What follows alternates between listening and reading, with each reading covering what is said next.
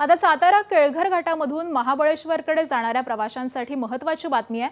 सातारा जिल्ह्याच्या पश्चिम भागामध्ये अतिवृष्टीमुळे महाबळेश्वर मेढा सातारा रस्त्यावरच्या केळघर घाटामध्ये काळाकडा ठिकाणी वारंवार दरड कोसळून दगड आणि माती रस्त्यावरती येत असल्यामुळे सुरक्षेचा उपाय म्हणून आज घाट बंद ठेवण्यात आलाय। पर्यायी मार्गाचा वापर करण्याचं आवाहन सध्या करण्यात आलंय।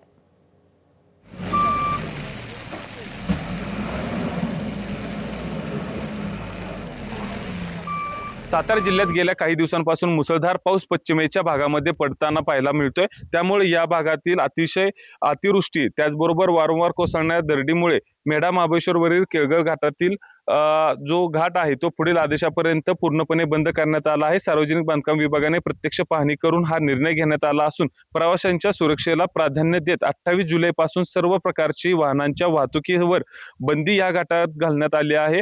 याबरोबर जर पाहिलं तर काळा दगड या परिसरात गेल्या काही दिवसांपासून मुसळधार पाऊस सतत पडत असल्यामुळे या भागामध्ये दरडी कोसळत आहेत। मोठमोठे दगड आणि माती रस्त्यावर येत असल्याने या मार्गावरील प्रवास देखील धोकादायक बनला आहे। याच पार्श्वभूमीवर प्रशासनाच्या माध्यमातून आणि सार्वजनिक बांधकाम विभागाच्या माध्यमातून या ठिकाणचा आदेश पारित करण्यात आला आहे। 28 जुलैपासून हा घाट पुढील आदेशापर्यंत सर्व वाहतुकीसाठी पूर्णपणे बंद करण्यात आला आहे।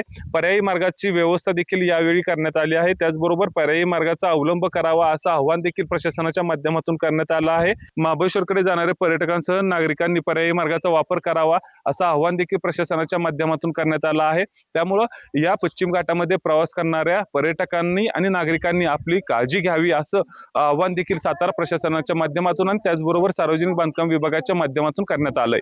कॅमेरामन ओमकार सह वैभव बोडके, एबीपी माझा, सातारा। एबीपी माझा, उघडा डोळे बघा नीट।